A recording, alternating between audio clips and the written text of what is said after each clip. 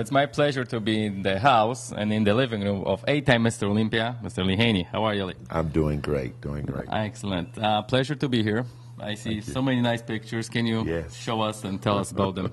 I see some pictures with President and your family. Walk us through, please. Okay. Well, there's a shot here of my kids. First of all, you have Olympia here, my beautiful daughter Olympia. And we have to mention the name, Olympia. Yeah. Is this after the first win or what? Tell us about how did you pick the name? Well, I had already thought of it. You know, I said, what if I have my daughter? The first one would be called Olympia, and then of course my son Joshua. Joshua was the lieutenant of Moses, and I figured I need a lieutenant, so I gave him the name Joshua. You know, he was a warrior, sort of a savior. You know, so that's how I gave him his name. Olympia plays volleyball, so she's a volleyball player. Matter of fact, here's a shot of her in Volleyball Magazine here. Joshua played wide receiver for the Citadel, and he went as high as second lieutenant, you know, with the sachet around his waist. Very disciplined, sharp guy, excellent athlete, very smart. Here's a shot of myself and Arnold. When Arnold, before he became governor, he would frequently come to Atlanta, and we would go out and visit some of the inner city schools. He was very big about helping young people.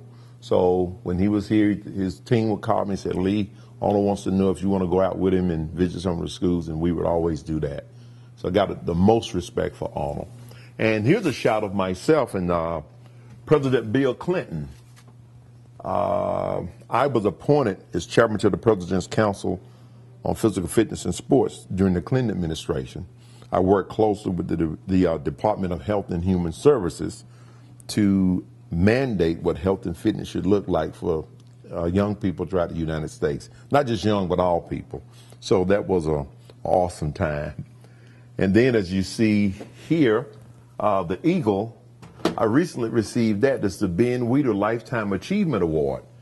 Pro Bodybuilding Weekly Championships is where I received that award, and it meant a lot because Ben Weider was just an awesome man, and he did so much for the sport of bodybuilding. It's 180 countries. It took a lot of hard work and dedication to make that happen. And this happened just recently, right? You just won it this year. Yes, that happened this year. So that was very, very special to me.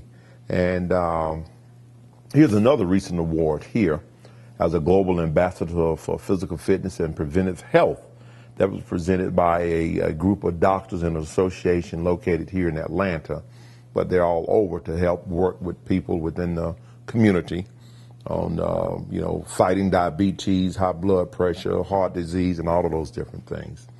So those are some of my trophies, and of course my beautiful wife Shirley. There's a picture of her and Olympia here. That's my beautiful wife Shirley for 27 years. She's my second grade sweetheart growing up. Wow, so congratulations. We are so happy. Yeah, long time. I'm so blessed to have her as my wife. So that's very special to me. Yeah.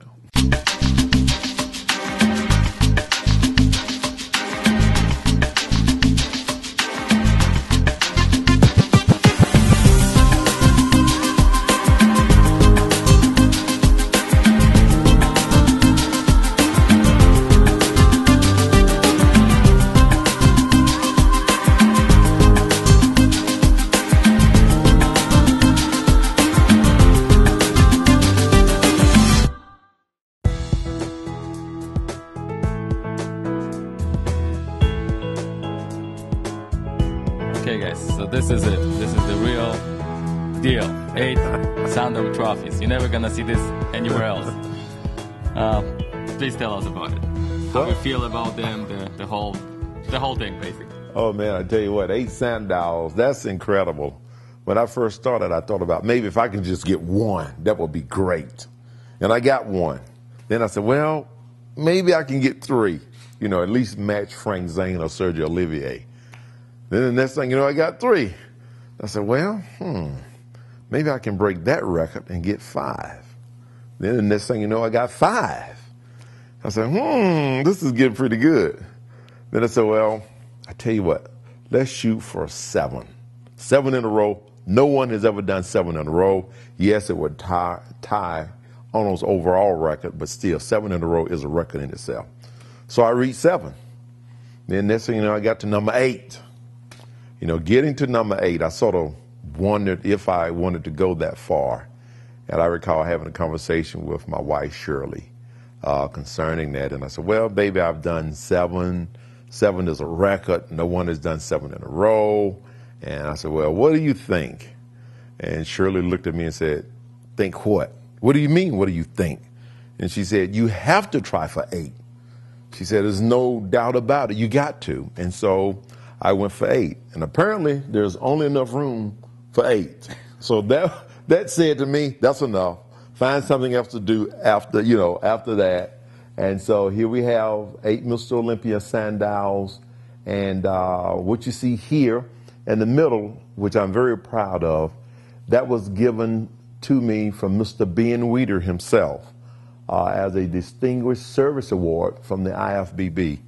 And it was a real honor to receive that from him. And very proud of that, you know. It still seems like a dream on a fantasy to win 8 Mr. Olympias. I just thank God for it, you know, that he gave me the strength to do it and the favor. And above that is my beautiful daughter, Olympia, when she was a baby girl. And she was there to see the last Olympia. So I had Joshua in one arm, Olympia in the other one. Then I had my beautiful wife, Shirley, with me. So we have some awesome memories here. Wow. Again, a piece of history. Thank you. So we're sitting here in a very special place under 8 Sandow trophies. You guys see the history of bodybuilding behind us. Lee, tell us, how did you start in bodybuilding? How did you start training? And how did you get involved? Well, at the age of 6 years old, I wanted to be Samson and Hercules. You know, back then, of course, they had a lot of the films about that. And I was fantasizing being Hercules. By the time I was 11 years old, I asked my parents for a set of weights. And they got them for me. It was there that I found this Charles Atlas course. I would read and study it. And then, of course, when my parents would go to the grocery stores, I would rush to the magazine stands and get everything I could get my hands on. I think it was back then, Joe Weider had what was called, I think, Muscle Power magazine. And I would read the different workout programs. I saw people like Arnold, Berto Fox, and one of the people I admire a great deal and always wanted his physique was Robbie Robertson. And of course, then you had Franco Colombo. You had all the legends there, Dave Draper. So I consumed a diet of everything I could get my hands on in the way of their exercise and nutritional program. That's sort of how it started for me. Then by the time I was 16 years old, I started to compete in competition. Did very well. You know, I didn't place as high, but I was having so much fun and was told I had a lot of potential. So by the time I was 19 years old, well, 18, I started competing in an upper level competition, and to my surprise, I beat guys who was, 30 and 40 years old at the age of 18. And then I entered what is called the Mr. Teenage America competition, which took place in Detroit, Michigan. So at the age of 19, I entered that show and beat over 70-something teenagers throughout the United States. So it was there that I said, well, Chris Dickerson won the Teenage America. Dennis Trinorino won the Teenage America. And I think Lou Ferrigno did also. So if these champions won this particular show, then maybe I have a chance. And that's sort of where it began. Mm-hmm.